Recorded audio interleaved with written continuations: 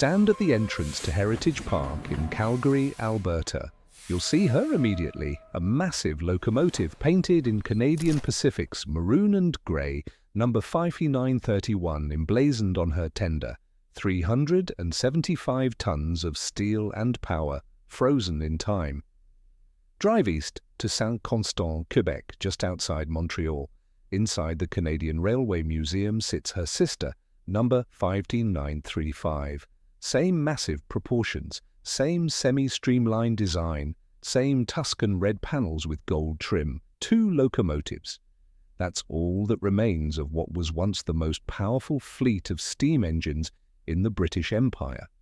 36 Selkirk-class locomotives were built between 1929 and 1949, 36 machines designed to conquer the Canadian Rockies, 36 locomotives that represented the peak of Canadian steam power engineering. 34 went to the scrapyard, cut apart, melted down, erased. This is the story of the giants Canada forgot. July 1929, Montreal Locomotive Works in Quebec unveiled number 5900, the first of a new class of locomotives unlike anything Canada had seen before. The wheel arrangement was 2-10-4, 2 small leading wheels for stability, 10 massive driving wheels for power, and 4 trailing wheels to support an enormous firebox. In the United States, this configuration was called a Texas type.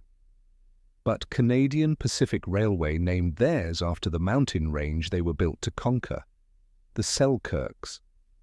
The numbers told the story: 375 short tons fully loaded, that's 340 metric tons of locomotive. The tender alone weighed 148 tons and required 2 pairs of 6-wheel trucks just to carry 12,000 imperial gallons of water and 4,100 gallons of fuel oil. The designation was official, the largest and most powerful non-articulated locomotives in the British Empire. But raw power wasn't the innovation, the route was. Between Calgary and Revelstoke lay 262 miles of the most brutal railway terrain in North America. The Lagan subdivision included the Field Hill with its famous spiral tunnels, 137 miles of grades up to 2.2%, and curves as tight as 12 degrees.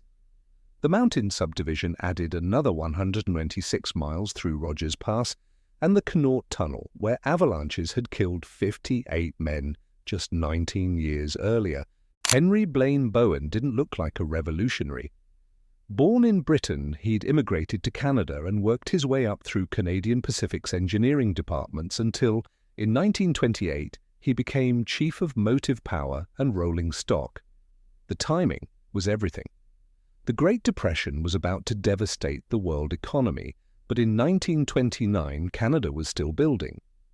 The Transcontinental Railway needed locomotives that could handle both the massive freight trains that fed the nation and the luxury passenger services that connected Vancouver to Montreal. Bowen was what locomotive engineers called a steam man to the core. Where others saw the future in diesel-electric power, Bowen saw refinements yet to be made in steam technology. His design philosophy merged British aesthetics, smooth jacketing, careful proportions, with North American practicality. Most American railroads that streamlined their locomotives used heavy skirting that covered almost all the mechanical systems. Bowen's designs proved to be classic Canadian compromises, semi-streamlined casings that looked modern while keeping the machinery accessible. The first 20 Selkirks, designated Class T1A and numbered 5900 to 5919, rolled out of Montreal Locomotive Works before the end of 1929. They had a heavy, non-streamlined appearance that better exemplified what steam power looked like: massive boilers, exposed running gear, and a rear sand dome that would be removed early in their service life.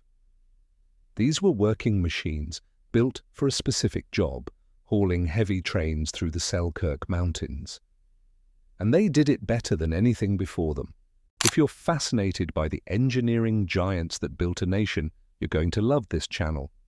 We tell the real stories of Canadian locomotives, the triumphs, the tragedies, and the machines that changed history. hit subscribe so you don't miss the next one. For 2 decades, the Selkirks ruled the mountain divisions. Every day, locomotives from the T1A class would depart Calgary's roundhouse, their crews knowing exactly what lay ahead, 262 miles of the most demanding railway operation in Canada. The routine was punishing.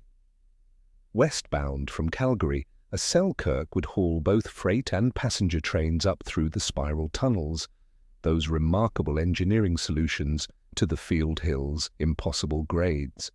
The locomotive would circle inside the mountain itself, gaining elevation, while the tail of the train was still visible outside the tunnel entrance. Then came the mountain subdivision. Rogers Pass, where the railway summit sat just inside the western portal of the Connaught Tunnel. The Selkirks burned through 4,100 gallons of fuel oil on a single run, their fireboxes generating steam at 275 pounds per square inch. But it wasn't just mountain work. From Revelstoke, the Selkirks provided pusher service 23 miles west to the Y at Taft, helping road engines up the steep grade. A single Selkirk could generate 78,000 pounds of tractive effort. Add the booster engine mounted on the trailing truck, and that number jumped to 90,000 pounds. One railway historian recorded a footplate ride in 1940. The driver was one of the top-link men from Calgary. With one hand always on the regulator and the other controlling the cutoff, he showed clearly the skill of the true expert in bringing his train of 12 heavy coaches up to the summit near Hector without ever a slip of the wheels, dropping only to a speed of 25 miles per hour as the descent through the tunnels commenced. This was what they were built for, and for 20 years they performed flawlessly. November 1938. 9 years after the first Selkirks entered service, Montreal Locomotive Works began production of a refined version. The T1B class consisted of 10 locomotives, numbered 5920 to 5929. The modifications were subtle but significant. The same basic design, but 10 tons lighter. Steam pressure increased from 275 to 285 pounds per square inch, and most noticeably, they were semi-streamlined. Gone was the heavy industrial look of the T1A class. The T1B locomotives wore CPR's Tuscan red panels along their running boards and tender sides, trimmed originally with gold leaf that would later be changed to a yellow color similar to Dulux gold. The effect was striking. These were working locomotives that looked like they belonged on luxury passenger trains. Some of the original T1A locomotives were retrofitted with the same paint scheme, though their panels were narrower and widened in the middle to carry the locomotive's road number. But the real evolution came in 1949. February and March of that year saw the birth of the final 6 Selkirks, numbers 5930 to 5935, designated Class T1C. They would be the last standard-gauge steam locomotives built in Canada for a Canadian railway. The timing was bitterly ironic. Even as these magnificent machines were being assembled in Montreal, the diesel transition had already begun. CPR's Executive Vice President N.R. Crump had just returned from Purdue University with a master's degree focused on dieselization. The writing was on the wall. The T1C class locomotives were essentially T1Bs with a few refinements, 2 cross-compound air compressors to speed up brake system recharging, and some streamlining touches removed. The casing around the smokebox stack was gone, and the classification lights lost their teardrop shape. There was one change the crews noticed immediately and didn't appreciate. The cabs were no longer insulated the same way as previous classes. In the brutal cold of a Canadian Rockies winter, that made a difference, but it hardly mattered. These locomotives wouldn't see 20 winters, they would barely see 10. 1952, N.R. Crump began implementing his dieselization policy in the territory for which the Selkirks were designed. The reasoning was purely economic. Diesel-electric locomotives required less maintenance, could run longer between servicing, and didn't need the extensive support infrastructure of steam power. No water towers, no coaling facilities, no ash pits. By 1953, the transformation was complete. Every westbound train leaving Calgary for Revelstoke was pulled by diesel locomotives. The Selkirks, which had ruled these rails for over 20 years, were suddenly obsolete. The speed of the transition was staggering. In less than 2 years, diesel power had completely replaced steam on the mountain divisions. The locomotives that Henry Bowen had designed to be the pinnacle of steam technology were being reassigned like unwanted furniture. To put this in perspective, a modern diesel locomotive has roughly twice the pulling power of a Selkirk. But in 1949, when the last T1C locomotives were built, that future wasn't yet visible. The engineers at Montreal Locomotive Works were still building what they believed were state-of-the-art machines. They just arrived exactly the wrong moment in history. The story gets even more heartbreaking from here. If you're enjoying this documentary, leave a comment below with which Canadian locomotive story we should cover next, and share this with anyone who appreciates railway history. These stories deserve to be remembered. The Selkirks didn't go straight to scrap. They were reassigned. Because Calgary's shops were uniquely equipped to service them, the locomotives remained Calgary-based. But instead of conquering mountains, they were sent to work the prairies, the Brooks and Maple Creek subdivisions between Calgary and Swift Current, Saskatchewan. They hauled freight north from Calgary's Alyth terminal to Edmonton. They worked the Medicine Hat subdivision, one subdivision east of their old territory. It was like reassigning a racehorse to pull a plough. The Selkirks had smaller driving wheels than most freight locomotives, a design choice that gave them greater power for climbing grades. On the flat prairies, this meant they had more power than speed.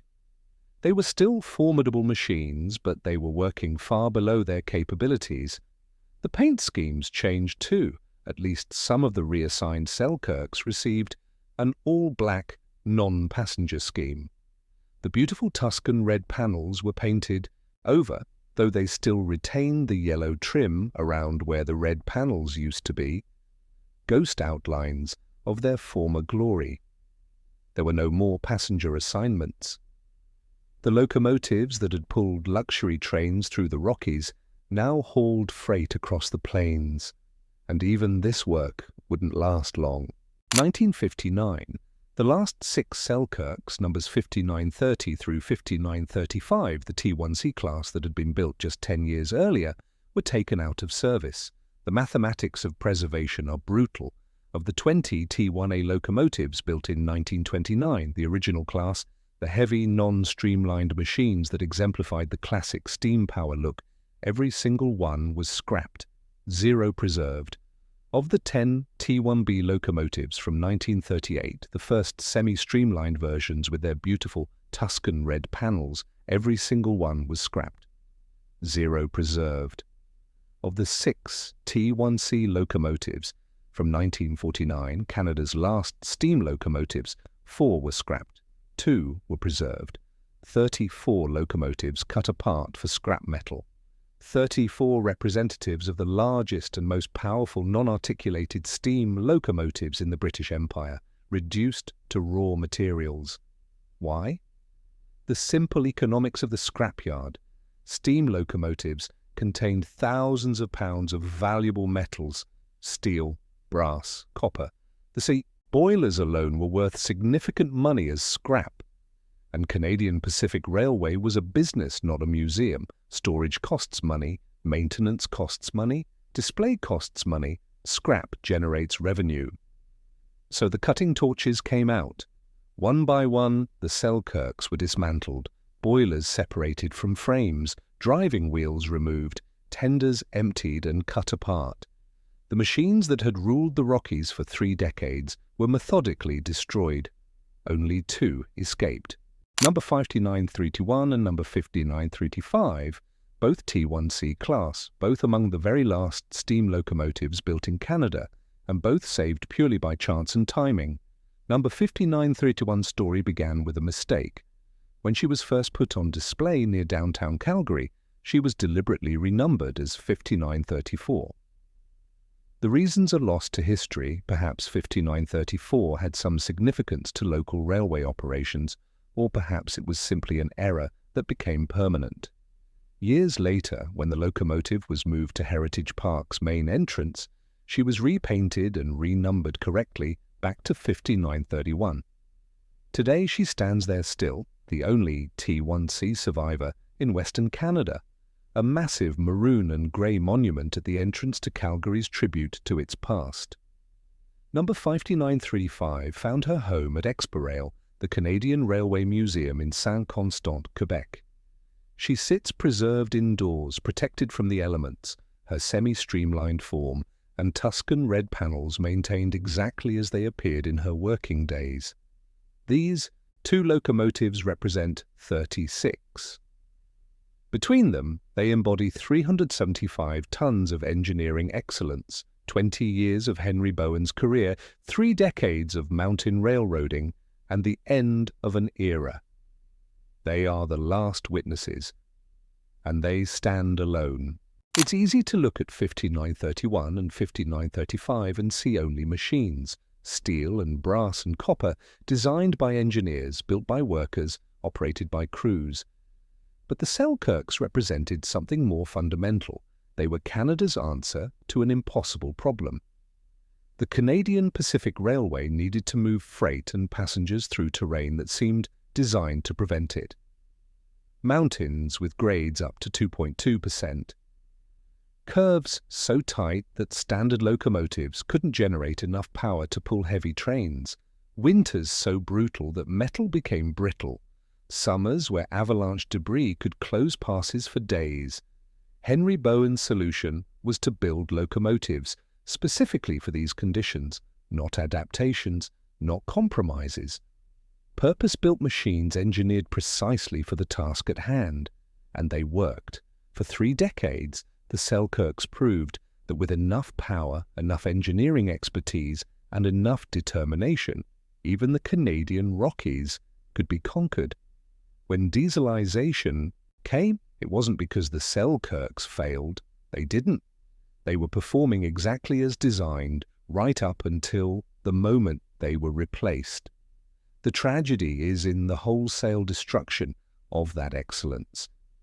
34 locomotives scrapped not because they couldn't do the work, but because diesel could do it more cheaply. Engineering achievement sacrificed to economic efficiency. Today, when you stand before 5931 in Calgary or 5935 in Quebec, you're not just looking at a locomotive, you're looking at the last physical evidence of an approach to problem solving that no longer exists. Build it bigger, make it stronger, engineer your way through obstacles. The Selkirks were the largest and most powerful non-articulated locomotives in the British Empire. They were the last standard gauge steam locomotives built in Canada. They were Henry Bowen's masterpiece and Canadian Pacific's triumph over geography. 34 were destroyed. 2 remain, standing silent, watch over the age of steam that will never return. This is Locomotive Canada, where we tell the stories of the machines that built a nation. If you want more documentaries about Canadian railway history, the triumphs, the tragedies, and the locomotives that changed everything, subscribe to the channel. Leave a comment with which locomotive story you want next. Share this with anyone who appreciates engineering history. And join us for the next journey into Canada's railway past. Because these stories deserve to be remembered.